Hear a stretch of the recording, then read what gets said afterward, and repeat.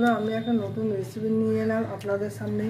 যেহেতু বৃষ্টি পড়ছে, বেশ ঠান্ডা ঠান্ডা চপ বলে ভালো হয়। আমি একটা মোচার চপ বানাতে এসেছি। এখন দেখুন মোচাটা এই মৌরি আর গোটা জিরে ফোড়ন দিলাম। মৌরি চপ তো হেভি লাগবে খেতে, একটু হিং দিয়ে দিলাম। পেস্ট করেছি, আদা পেস্ট করে দিলাম, কাঁচা লঙ্কা 3টে দিলাম। আপনার স্বাদ মতো কাঁচা লঙ্কাটা দেবেন। ধনের গুঁড়ো দিলাম, আপনার স্বাদ মতো ধনে গুঁড়োটা আমি 3 চামচে দিলাম, ছোটো চামচে দিয়ে। ওটা ওই এরকমই 1 চামচে দেবেন, বড় চামচে দিয়ে 1 চামচে দেবেন। স্বাদ মতো নুনটা দেবেন, বেশি হয়ে গেলে ভালো লাগবে না খেতে। ভালো করে নিয়ে নিলাম, টমেটোটা দিয়ে দিলাম।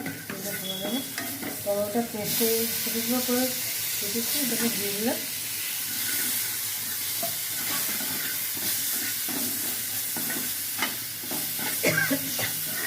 দিচ্ছে ভাজা হয়ে গেছে মশলাটা। মোচা কেটে সিদ্ধ করে রেখে দিচ্ছি জল ঝরিয়ে, এবার এটাকে দিয়ে দিলাম।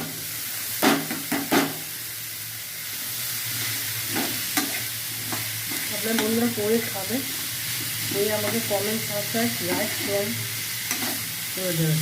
ভালো লাগবে খেতে, বুঝতে পারছি তো সবটা দেখতে থাকুন। আমি খেতে থাকতে এবার নিয়ে আলু দিয়েছি, বেশি মিশিয়ে নেব। আপনার চিনি দিলাম, তার মধ্যে আপনারা চিনিটা দেবেন। আমি 1.5 চামচ দিলাম। কাজু বাদাম ছোটো ছোটো টুকরো করে দিলাম, একটু হালকা পেস্ট করে নিলাম। এবার নাড়তে থাকবো, আপনারা দেখতে থাকুন। এই করে দিয়ে দিলাম কালারের জন্য। এবার নেড়ে নেব। এবং পাতা থাকলে দেবেন, না থাকলে দেবেন না। কারি পাতা দিলাম, ধনে পাতা দিলাম।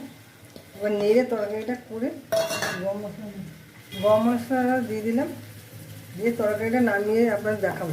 তরকারিটা হয়ে গেছে, এখন আমি নামিয়ে নেব, নামিয়ে ঠান্ডা করবো। তেলটা গরম হয়ে গেলে হালকা গরম হয়েছে বলে দেবো। আমি এখন চপগুলো বানাচ্ছি। আপনার এরকম করে বানাবেন, বানিয়ে অ্যারারুট গুলে তার মধ্যে একটু হালকা চুবিয়ে নেবেন। চুবিয়ে সুজির মধ্যে বা বিস্কুটের গোড়া মধ্যে করে নেবেন, দিয়ে তারপর আমি এরকম করে করেছি। অ্যারারুটটা গুলে নিয়েছি, হালকা এরকম করে চুবিয়ে নেবেন,